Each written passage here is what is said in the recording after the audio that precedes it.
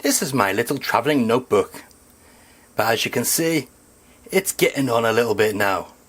Time to upgrade.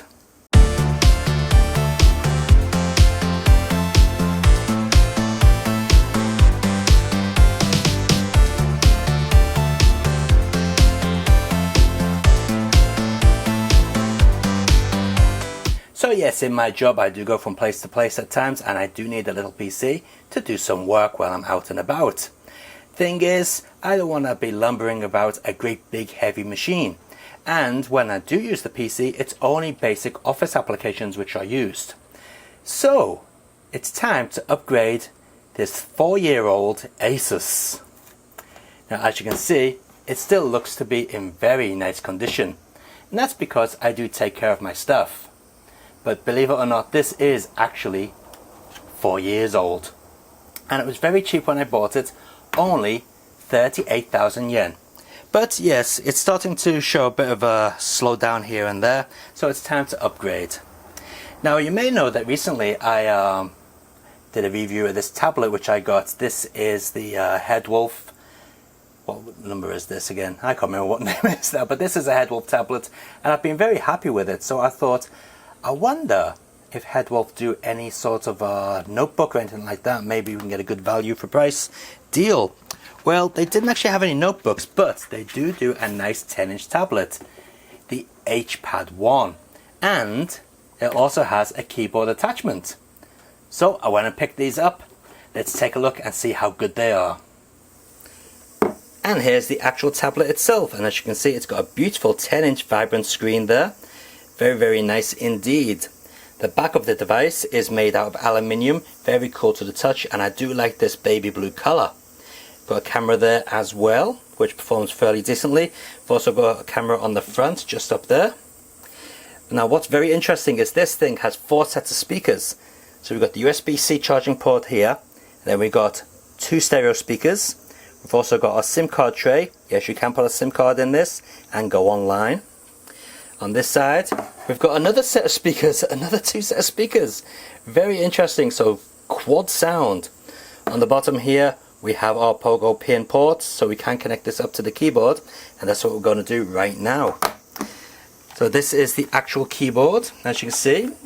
Nothing too exciting. It's a chiclet style keyboard, and actually feels more responsive than my old Asus, so that's good to know. So it's very easy to set up. Basically all we do is we lift up this flap here, and that's it. Very simple. And then we just slide in the tablet onto the pogo pins, clip it in place on the top. It's detected it, and now we have a fully functioning PC. Well, Android-based PC, I should say. As you can see, we can use the mouse mat here, or the mouse thumb mat, whatever it's called, and we can basically just control this like any PC. So let's see how quick it boots up Chrome. How about that? That is pretty quick, isn't it? Okay, we just put that into desktop mode, and as you can see, we can use this just like any other type of PC device. So we'll go into YouTube, and what we'll do is pick a 1080p 60 video. Well, I'll tell you what, we'll pick a 4K video and see how that works. Let's see, 4K sample. See how it handles that. Here we go, this will do Bally 4K. And there you go, you can see it's playing the 4K video without any issues. Now on my old PC, this old Asus, I did used to use it for primarily office functions like Microsoft Office and so on. I can do the same thing on this, but instead of using Microsoft Office, I just use Google's Office, or Google's Office Suite. So going into Google, we can access all the usual things,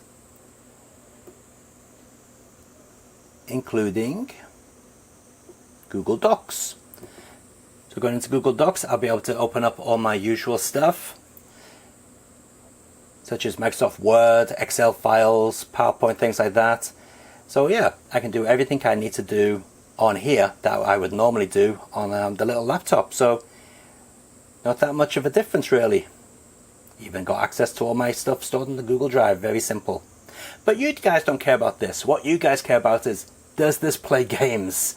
and this is the gaming channel. So let's boot up a couple of games on this little bad boy and see how it handles them.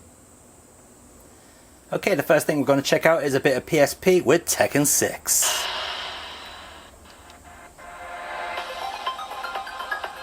Now I've got to tell you, that quad sound, that quad stereo sounds really good.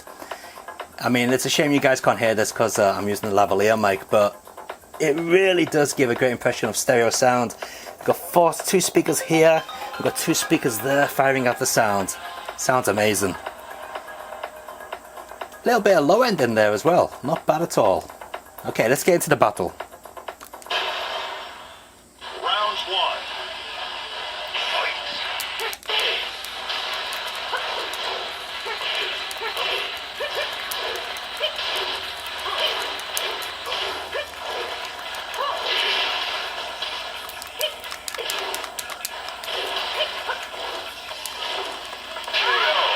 What do you think, guys?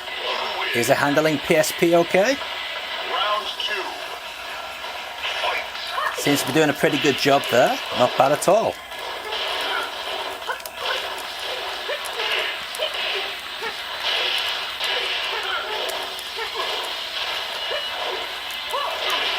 Okay, next system to check out is the Sega Saturn. And I think we'll go with a bit of Dynamite Decker. Now I've got this set up to run the Sega Saturn in 1080p, so things are going to look way sharper than a real Sega Saturn. Let's see just how good it looks. Wow, just look at that. That looks way sharper than a real Sega Saturn does. But yeah, it's handling it no problem at all. Full speed. No glitchy sound. Okay, let's just go into the next scene, see if this glitches a bit. I know the texture's a bit weird on the police helicopter there, but that's an emulation issue, not the actual device. Nope, no issues with loading. Didn't glitch out, didn't skip frames, nice and smooth.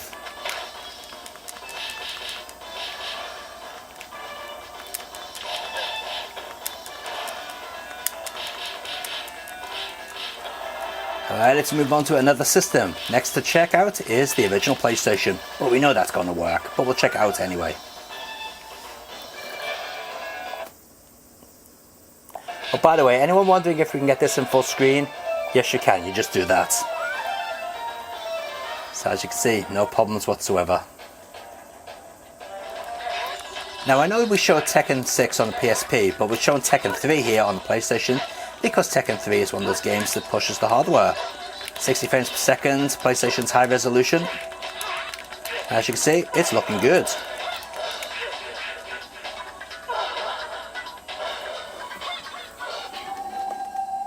So for Dreamcast emulation, we're going to be using the Flycast emulator built into RetroArch, or RetroArch, however you pronounce it. And we're going to be taking a look at Res, running in high resolution.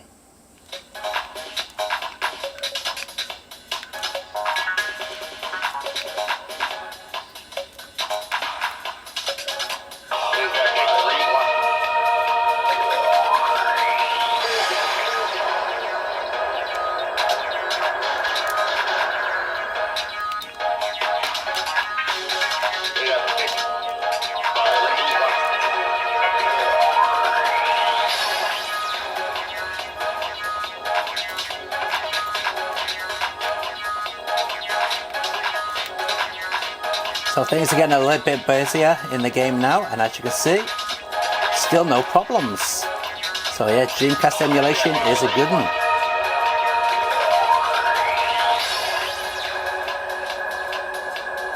Alright, let's check out some more emulation.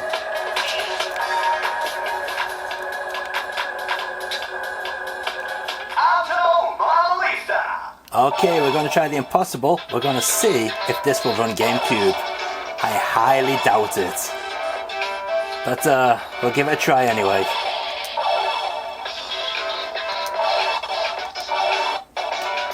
Nah, it's glitching out already, isn't it? I don't think we'll ever get anything for the reasonable price that plays a GameCube emulation. It's just too demanding.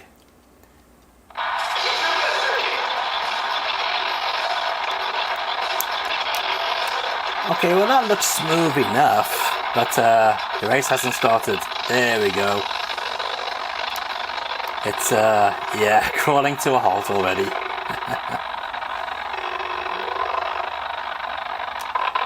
As always is the case, GameCube emulation is just way beyond the scope of cheaper end devices. But you know, that's to be expected. So how does this thing handle actual Android games? Well, let's take a look at a racing game which is pretty nice graphically and see if it can run that at a nice smooth frame rate, unlike this mess.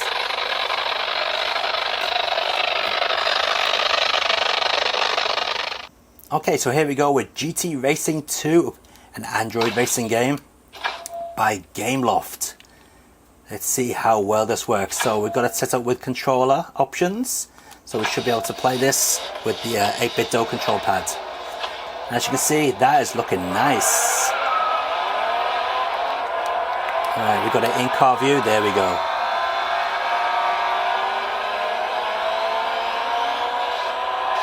Whoa! I thought that was a brake, but it was actually the rear view camera. Ah, there's brake.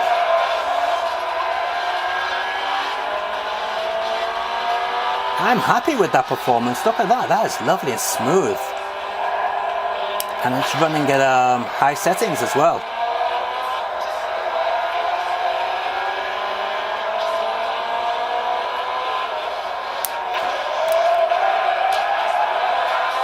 Looks like we're racing in Tokyo, but we're driving Italian cars.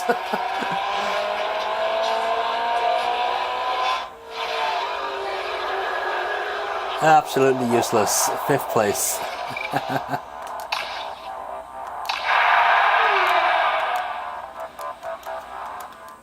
So we've seen some games running on this device, and we've seen how it can be used as a practical makeshift laptop. But how about the cameras? Are they any good? Well, let's take a look. And here we go, taking a look at some video footage. It's 1080p at 30 frames per second. This is from the back camera. And it's reasonable, not too bad. It's got automatic light adjustment, as you'd expect. So you can see it brighten up there. So you point at the sky, should adjust. Yeah, overcast today. And we point it down the floor, should adjust to that. Yeah, and it does have autofocus, as you'll see as we quickly look at here. There you go, autofocus onto that, no problem. And back outside. There we go. So video quality is not too bad at all with the back camera. Let's check out the front camera. Okay, so here we are taking a look at the same location, but now with the front camera. Now the front camera is only 720p and it's also at 30 frames per second. But again, not too bad. Good enough for selfies and so on.